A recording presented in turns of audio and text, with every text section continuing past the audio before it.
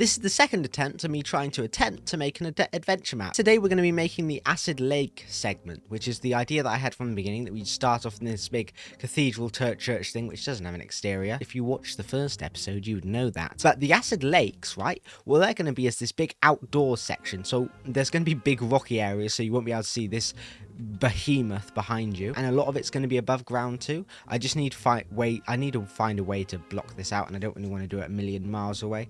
I also haven't created the section that will transport you from Oogly Boo to Doogly Doo. Whenever I get around to doing that, which will probably be soon, that should be pretty fun. I might even show it you in the video if you're lucky, but only if you're lucky. You better know that. Before I jabber on any longer, let's get into the time lapse. Before I go, remember to like and subscribe.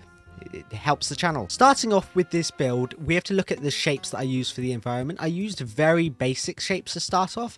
Now, to be honest, this isn't my idea. It isn't something that I came up with to use all these thick basic shapes at first. This is actually something I saw in a BOO video, but I really like the style that he used. So I've been doing that in all my builds ever since because it makes a very unique and satisfying environment.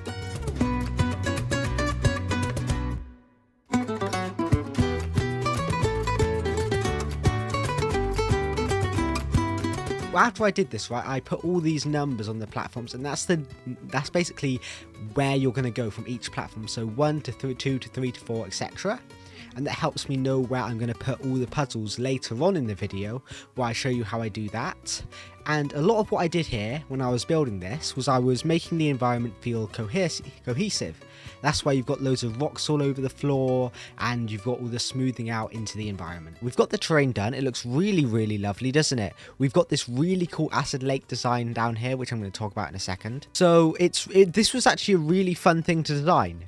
Well, first of all, the acid lakes that we've got down here, what I've done is I've used a warm ocean, I think, and it was diorite underneath. Now, from the below, you can sort of tell it's that, but from above, or this is where you're going to be standing, these acid lakes, which I hope I can find a way to make, you know, you die if you walk into them, which I'm crossing my fingers I can figure out how to do with command blocks, which I think I can, if I'm smart enough. But yeah, these acid lakes, they look really nice. They look really bright blue. I got the idea to make them look like this. They're basically, I think, sulfuric acid. If you've watched Dr. Stone, which is an anime, there's one of the big plot points in it is about sulfuric acid. The anime is really great. It's all about science. I've never learned science in my life, but for some reason I learned it from an anime, which was really weird, but it was really fun. You should definitely check it out because it's just really cool to learn stuff like that.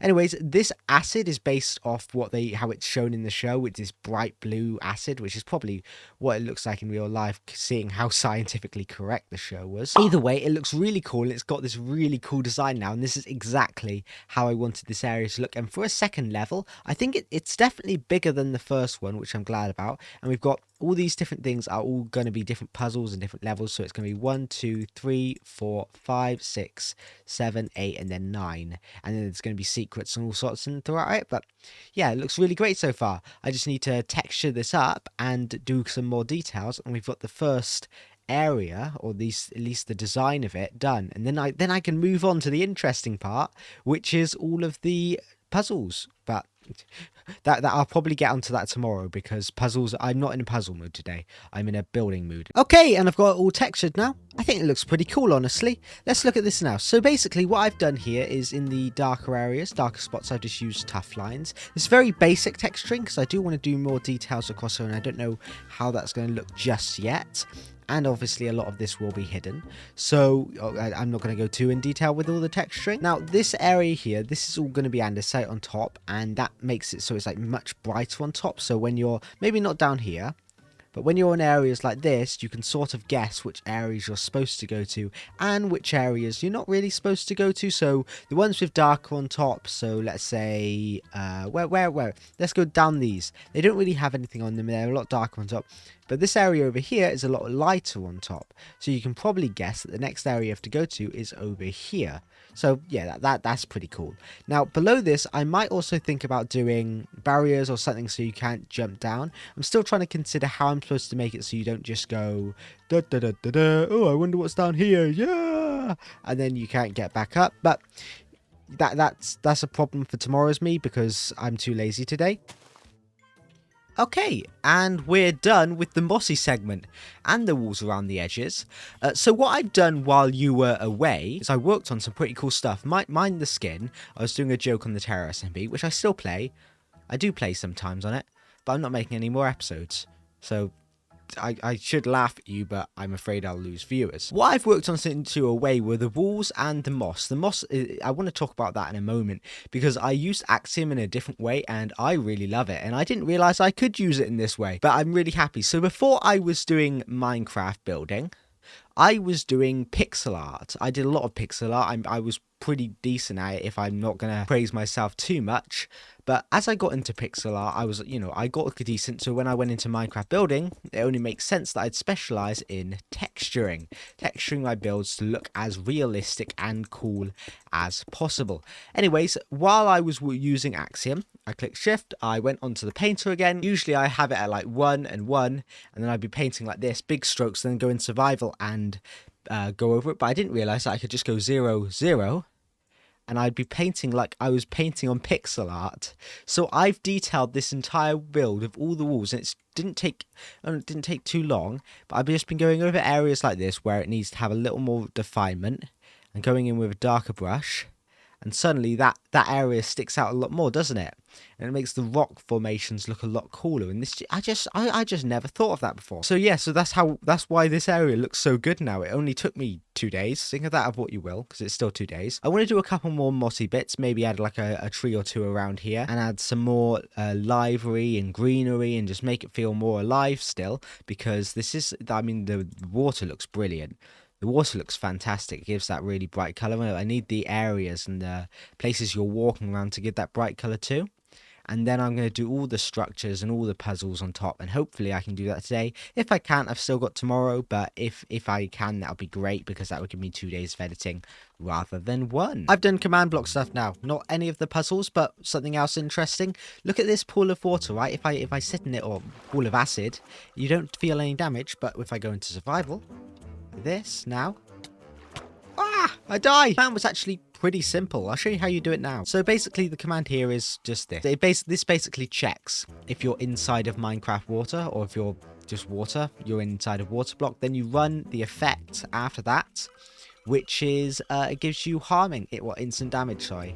Gives you instant damage for 1 second, and the amplifier's 1, and it just kills you. And it looks like it basically gives the effect that you're burning. You can see it there. You can see the full command there if you want to copy it yourself. But yeah, so this means that whenever in the game now, whenever you take damage, it's instant damage whenever you enter one of those pools. Okay guys, I want to show you something new I've been working on in the background, or one of the first levels, the first little challenge or puzzle that you have to complete. It ain't really much of a puzzle, let's be honest, but I've used traditional game design values to make this. There might be a portal or something here that you enter through, but then you see this is the first thing you see, and you get all these, you have all these target blocks that you can see.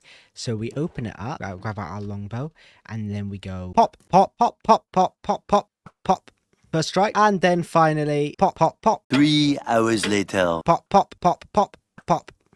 And then, okay, and then when we've done all that, I forgot to reset it. Here's the gist: every time you hit one of these stone blocks is placed in, and then when that's all done, like this, each time you hit it, and then it says test in the chat, which is just a test command block. But when that's done, when I've actually made the command, or the clone command for this, I want a stairway to appear out of the wall on here. After a little trial and error, I figured out how you animate in Minecraft using commands. Command blocks are a really interesting thing, and I don't know why I'm so fascinated by them, but recently I've really been getting into them.